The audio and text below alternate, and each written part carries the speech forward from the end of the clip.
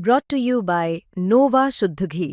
जब जब खाए दिल खुश हो जाए, सदियों का नोवा शुद्ध देसी घी, सपना स्वस्थ भारत का। I love घी। राहुल गांधी की 2 दिन की यात्रा का क्या है रायबरेली में असर? क्या सचमुच सियासी हड़कंप है? बीजेपी के 2 बड़े नेताओं ने कैसे अपने अपने विरोध जताए हैं? दिनेश सिंह ने रास्ता रोका तो मनोज पांडे ने दिशा की बैठक का बहिष्कार किया, लेकिन उसी दिशा की बैठक में कैसे बीजेपी नेताओं के साथ हंसी ठिठोली हुई है, कैसे हंसते मुस्कुराते तस्वीरें खिंचवाई गई। क्या है अंदर की कहानी, आज हम ये समझेंगे। ये भी जानिए कि संजीव बालियान ने कैसे राजीव प्रताप रूडी को जवाब दिया है, और जवाब ठाकुर वोटों की पॉलिटिक्स पर। पूछ लिया है कि क्या राजीव प्रताप रूडी इतने बड़े ठाकुर नेता हो गए हैं कि अब उत्तर प्रदेश में भी अपना प्रभाव रखते हैं, जहां मुख्यमंत्री का प्रभाव है ठाकुरों पर। और आखिर में योगी सरकार की सबसे बड़ी एससी चेहरा बेबी रानी मौर्य क्यों नाराज है ब्यूरोक्रेसी से, प्रशासन से, आज हम आपको यह भी दिखाएंगे। तो ये खबरें आज का यूपी में। नमस्कार, मैं हूं कुमार अभिषेक, आप देख रहे हैं यूपी तक। हम हाजिर अपना न्यूज शो आज का यूपी लेकर। तो राहुल गांधी 2 दिनों तक रायबरेली में रहे, लेकिन इस दौरान उन्होंने बीजेपी के खेमे में खूब हलचल मचाए रखी, हड़कंप पैदा करके रखा। कैसे? एक दिन पहले, सबसे पहले दिन यानी कि कल, दिनेश सिंह ने उनका रास्ता हरचंदपुर में रोक लिया। उन्होंने रास्ता बदला, बिना कुछ कहे आगे निकल गए और जाकर रुके कहां? जाकर रुके मनोज पांडे की कंस्टिट्यूएंसी में। आप देखें तो दिनेश सिंह और मनोज पांडे की भी आपस में नहीं बनती। दिनेश सिंह बीजेपी से एमएलसी हैं, मनोज पांडे सपा के बागी हैं, लेकिन दोनों इस वक्त भाजपा के करीबी हैं। और भाजपा में कौन बड़ा नेता है, इसकी होड़ भी है। तो कल जब दिनेश सिंह ने राहुल गांधी का रास्ता रोक लिया, तो आज भला मनोज पांडे कैसे पीछे रह सकते थे? और वो भी तब जब उनके विधानसभा क्षेत्र में राहुल गांधी ने रात गुजारी हो। तो आज बारी थी मनोज पांडे की। दिशा की बैठक थी। दिशा जिले की जो विकास और समन्वय की बैठक होती है, उस दिशा की बैठक में मनोज पांडे पहुंचे। लेकिन 10 मिनट की इस मीटिंग के बाद वो बाहर निकल आए और उन्होंने स्वतः ऐलान कर दिया कि उन्होंने इस मीटिंग का बहिष्कार किया। और क्यों बहिष्कार किया है? इसलिए क्योंकि बिहार में राहुल गांधी के मंच से, कांग्रेस के मंच से प्रधानमंत्री की मां को गालियां दी गई, और इसलिए वो रायबरेली में उस बैठक का बहिष्कार करते हैं। सुनिए उन्होंने मीटिंग के बीच से निकलकर पहले कहा क्या है। मैंने आज दिशा की बैठक में एक निंदा प्रस्ताव, ये हमारा निंदा प्रस्ताव, जिस निंदा प्रस्ताव को मैंने आज राहुल गांधी जी के सामने प्रस्तुत किया। नरेंद्र मोदी जो भारत के प्रधान सेवक हैं, केवल उनकी मां को नहीं बल्कि इस देश की माताओं को गाली दी गई, अपमानित किया गया। भारत संस्कारों का देश है। भारत में मां का स्थान सबसे सर्वोच्च है, और जिस देश में मां का अपमान किया गया, यहाँ हम गौ माता कहते हैं, हम भारत माता कहते हैं। भारत माता की रक्षा के लिए हमारे सैनिक शहीद होते हैं, और उस मां को कलंकित करने का काम किया गया। इससे देश आहत है। मैंने राहुल गांधी जी से मांग किया कि आपकी पार्टी के, आपके मंच से मां को गाली दी गई है, आप इस निंदा प्रस्ताव को पारित करके इसकी निंदा करिए, इस पर माफी मांगिए। तो रायबरेली में कम से कम राहुल गांधी के खिलाफत में कोई पीछे न रह जाए, इसकी पूरी तैयारी थी। कहीं सियासी एडवांटेज ज्यादा दिनेश सिंह को न मिल जाए। और मनोज पांडे ने यह भी दिखा दिया कि अगर उनके क्षेत्र में राहुल गांधी आएंगे तो वो भी राहुल गांधी के खिलाफ जितना हो सकेगा करेंगे। मगर आज उस दिशा की बैठक में क्या हुआ? बैठक के बाहर तो विरोध दिखा, लेकिन बैठक का दृश्य देखिए। दिनेश सिंह के बेटे मुस्कुराकर राहुल गांधी से हाथ मिलाते दिखाई दिए, यह तस्वीर दिख रही है। और पीछे दिनेश सिंह मुस्कुरा रहे हैं। यानी कि बैठक के बाहर आप खूब विरोध करते हैं, लेकिन बैठक में आत्मीयता दिखाई देती है। और आत्मीयता ऐसी वैसी नहीं। भीतर की खबर यह है कि जब बैठक शुरू हो रही थी तो अंदर जब चाय और बिस्किट सर्व किए गए तो सबसे पहले राहुल गांधी और किशोरी लाल, जो कि अमेठी के सांसद हैं, उन्हें सर्व किया गया और उसके बाद चाय और बिस्कुट देने वाला शख्स पानी लाने या कुछ और करने अंदर चला गया। ऐसे में बाकियों की चाय रुक गई। तो ऐसे में फिर दिनेश सिंह ने पूछ लिया डीएम से कि मैडम बताइए कि क्या सिर्फ 2 लोगों को ही चाय दी जाएगी? तो राहुल गांधी ने मुस्कुराकर कहा, भाई इनको 3-4 कप चाय पिलाइए, और अपनी तरफ से बिस्कुट उनकी ओर खिसका दिया। तो ये एक हंसी ठिठोली का माहौल हुआ। इतने में एक विधायक सामने से बोल पड़े कि क्या चाय तो राहुल गांधी को मिल गई, बिस्किट दिनेश सिंह को मिल गई, हमें क्या, हम क्या है यूं ही बैठे रहेंगे?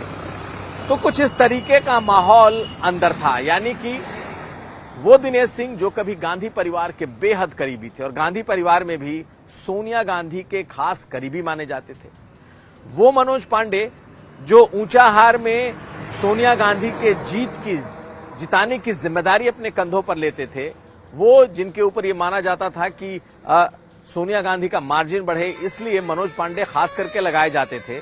अब इस तरीके का विरोध इस रायबरेली में दिखा रहे हैं कि कौन कितना ज्यादा स्कोर कर सकता है। यानी एक दिन पहले अगर स्कोर दिनेश सिंह ने किया तो आज बारी थी मनोज पांडे की। खैर, राहुल गांधी की यात्रा आज रायबरेली में तो खत्म हो गई, लेकिन उन्होंने वहां पहुंचकर 2 दिनों में सियासी हड़कंप तो ला ही दिया था।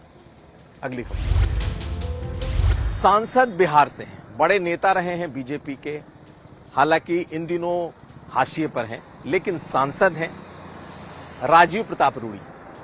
उन्होंने मीडिया से बातचीत में एक बात कह दी थी कि कॉन्स्टिट्यूशन क्लब के चुनाव के दौरान कुछ ऐसा हुआ जिसने कहीं ना कहीं तलखी जरूर ला दी, और उन्होंने तब सवाल खड़े किए थे संजीव बालियान पर कि भाई संजीव बालियान कॉन्स्टिट्यूशन क्लब का चुनाव तो जीत सकते हैं, लड़ सकते हैं, जीते तो नहीं, लेकिन वो अपना उन वोटों का नुकसान कर रहे हैं, उन ठाकुरों के वोट का नुकसान कर रहे हैं जो कि उनके इलाके के ठाकुर हैं। यानी कि कॉन्स्टिट्यूशन क्लब का चुनाव रूड़ी के मुताबिक, राजीव प्रताप रूड़ी के मुताबिक, ये सियासी तौर पर जाट बनाम ठाकुर हो गया। और उन्होंने ये भी कह दिया था कि छपरा में जहां से वो जीतते हैं वहां तो जाट नहीं है, लेकिन मेरे खिलाफ खड़े होकर उन्होंने अपने इलाके के 2 लाख ठाकुरों का, राजपूतों का गुस्सा ले लिया है। तो अब बारी थी संजीव बालियान की, और आज जब उन्होंने यूपी तक से बात की तो उन्होंने कह दिया कि इतने बड़े नेता हो गए हैं राजीव प्रताप रूड़ी जी की, वो उत्तर प्रदेश में अपना जनाधार रखते हैं और वो भी ठाकुरों में। अब तो यहाँ के जो बड़े नेता हैं उनको सोचना चाहिए कि भाई क्या राजीव प्रताप रूड़ी मुजफ्फरनगर में और पश्चिमी उत्तर प्रदेश में ठाकुरों के नेता हैं या फिर यहाँ के नेता। इशारा मुख्यमंत्री की तरफ था। तो उन्होंने एक तरीके से इस मुद्दे को मुख्यमंत्री योगी आदित्यनाथ की तरफ मोड़ने की कोशिश की और इस मुद्दे पर राजीव प्रताप रूड़ी के खिलाफ अपना मोर्चा खोला। सुनिए आज क्या कहा है बातचीत में संजीव बालियान ने। ये भी एक बयान आ गया रूड़ी जी का कि अगर इसको जाति से जोड़ के देखा जाए तो संजीव बालियान को, क्योंकि आगे चुनाव लड़ना है, तो उनकी जो कॉन्स्टिट्यूएंसी है यानी लोकसभा क्षेत्र है, वहां राजपूत लोगों की नाराजगी झेलनी पड़ जाएगी मेरे कारण। अब मुझे नहीं पता था रूड़ी जी इतने बड़े नेता होंगे कि उत्तर प्रदेश के राजपूतों के भविष्य का भी वही तय करेंगे। मैं तो सोच रहा था हमारे यहाँ बहुत बड़े बड़े नेता हैं। अब इस बात की चिंता तो उत्तर प्रदेश के हमारे नेताओं को होनी चाहिए, मुझे नहीं, या योगी जी की चिंता करें इस बात की। मुझे चिंता करने की आवश्यकता नहीं इस बात की। और अब बात करेंगे बीजेपी योगी सरकार में कैबिनेट मंत्री बेबी रानी मौर्य की। बेबी रानी मौर्य बेहद खफा हैं क्योंकि झांसी के एक इंस्पेक्टर ने उनके विधायक या कह लें बीजेपी के विधायक की बात नहीं मानी। जब मंत्री वहां प्रोटोकॉल में गई थी तो शायद परीक्षा के बुलाए जाने पर, यानी कि राजीव सिंह परीक्षा के बुलाए जाने पर वो आए नहीं, और उस विधायक ने बकायदा शिकायत की थी बेबी रानी मौर्य को। तो उन्होंने सरकार को डीजीपी को और गृह विभाग को पत्र लिखा कि आनंद सिंह जो कि इंस्पेक्टर हैं सदर के, उनको तुरंत हटाया जाए, क्योंकि ये प्रोटोकॉल का पालन नहीं करते और इनके खिलाफ कई मामले हैं। दरअसल किस बात से खफा हैं? क्या इस इंस्पेक्टर ने उनके खिलाफ कोई गुस्ताखी की है, या फिर जिस तरीके से बेबी रानी मौर्य लगातार प्रशासन और नौकरशाही पर हमले बोल रही हैं, उसका एक हिस्सा है। अभी कुछ दिन पहले आगरा में उनकी बैठक के दौरान नहीं पहुंचे थे कई अधिकारी, तो उन्होंने खुलकर अधिकारियों के खिलाफ मोर्चा खोल दिया था। तो एक एक करके अब योगी सरकार के मंत्री नौकरशाही और अधिकारियों के खिलाफ बोलने लगे हैं, और इस बार तो बकायदा चिट्ठी लिखकर बेबी रानी मौर्य ने इस अधिकारी की शिकायत की है। देखिए इस चिट्ठी।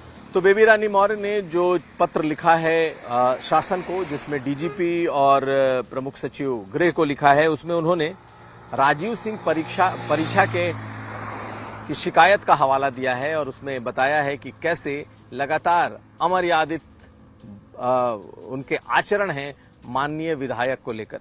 तो लेटर तो साफ है, उसमें लिख रही हैं कि आनंद सिंह थाना प्रभारी उल्लिखित बिंदुओं के संबंध में अवगत कराया गया है कि आनंद सिंह मुझसे व्यक्तिगत रंजिश रखते हैं, सार्वजनिक रूप से मेरे विरुद्ध अभद्र भाषा का प्रयोग करते हैं और बार बार यह कहते हैं कि मुझे जो करना है वह कर लें। मेरे द्वारा थाना प्रभारी श्री आनंद सिंह को बुलाया गया, संबंधित प्रकरण में जानकारी चाही गई, तब भी आनंद सिंह द्वारा बातचीत करते करते बहुत ही अमर्यादित भाषा का प्रयोग करने लगे।